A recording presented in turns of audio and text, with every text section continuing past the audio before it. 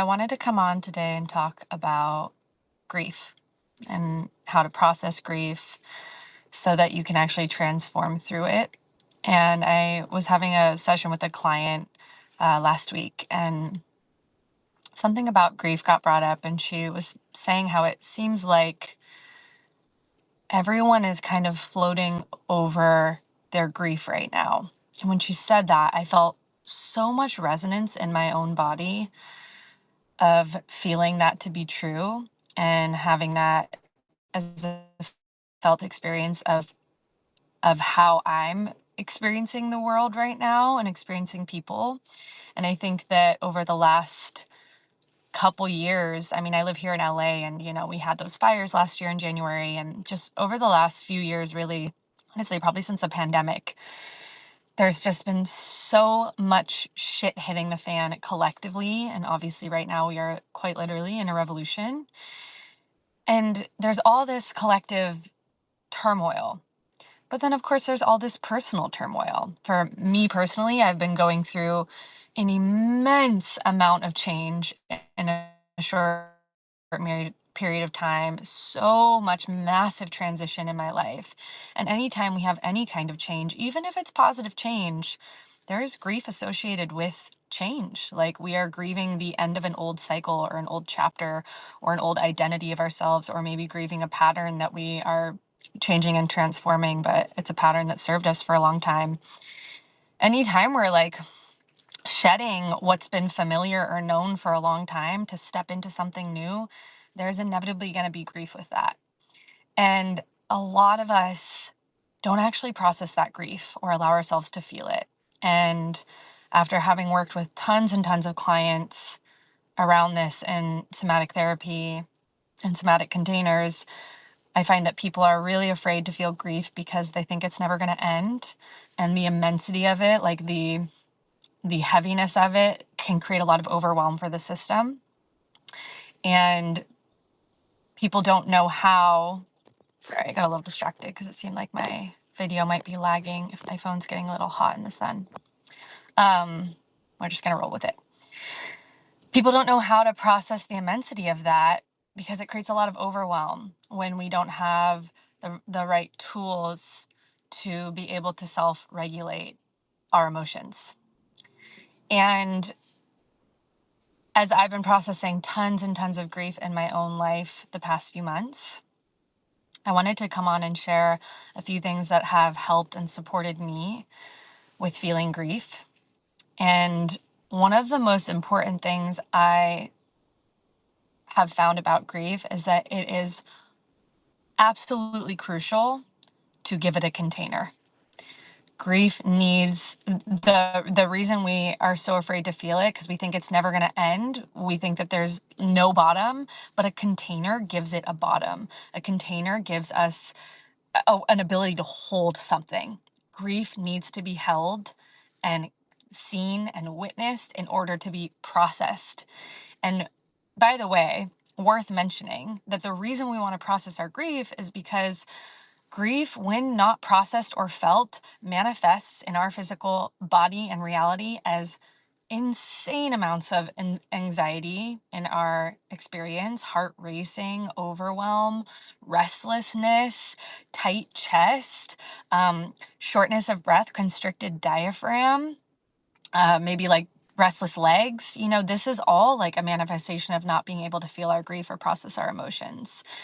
So it's really important we do that, because when we can process it, then we can allow ourselves to live in the present moment and be open to the new chapter, to experience this new life with an open heart and in total awe of like the possibility that's around us, not that rather than living from the past, excuse me.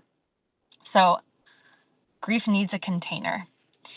And I have never felt more held in my emotions by myself by giving myself a container. And there's a lot of ways that you can give yourself a container. I find that if you're going through something deeply challenging, it can be really helpful to be guided by someone else or held by someone else. So, of course, this looks like finding your safe practitioners and therapists and space holders. Getting into some type of therapeutic container or healing container is a natural way to give your grief space to be held and your emotions space to be held. But you can also just do this by going to a class, seeking out a guided meditation.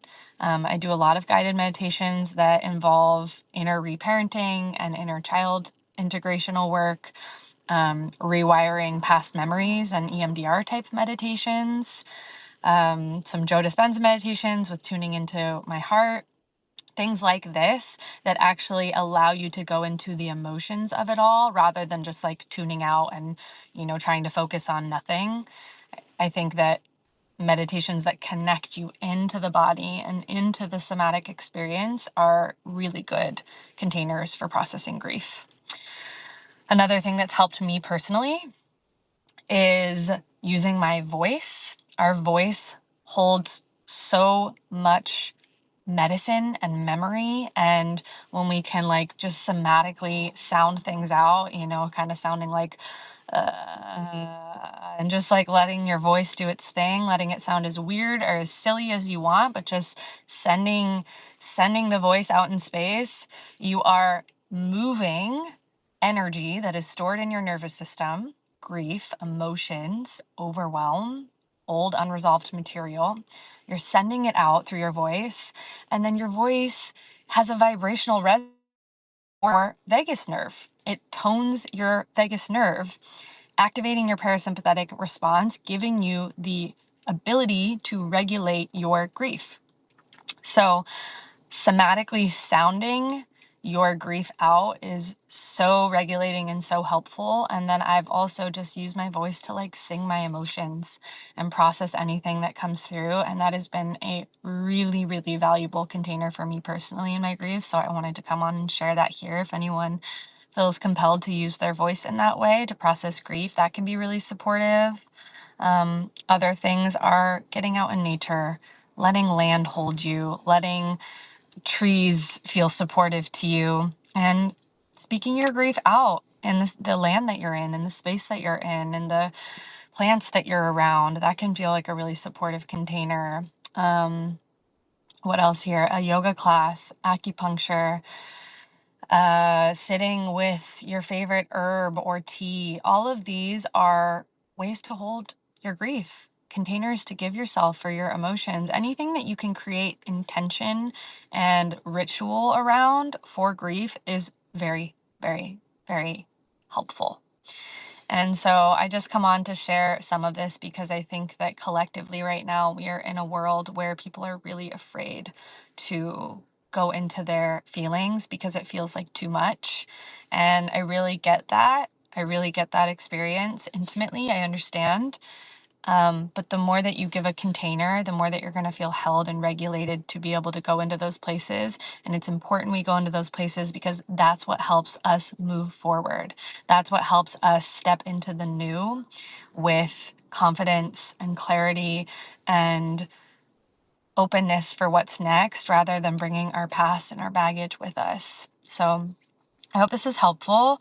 I just wanted to come on and give a little something around this. And if you have any questions, please let me know. Please reach out to me. Please comment on here, email me. And this is a lot of the work that I do with clients. I support clients through a lot of self-regulation practices to be able to go in and heal the past so that we can move forward for all the beautiful new that is coming for us. And I stand here as a practitioner of this work, but also a student of this work. I am with you. I am alongside the journey. It's a lot right now to be alive. If you're a sensitive, empathic being watching this video, I trust that you know that and feel that too. And we are in it together. We really are. For some reason, we are here during these revolutionary times. So just honoring you in that and your ability to show up for it. And I am here for you if you need support. So I hope you have a beautiful day. I'm going to plan to do live videos on here every week on Monday at 1:30.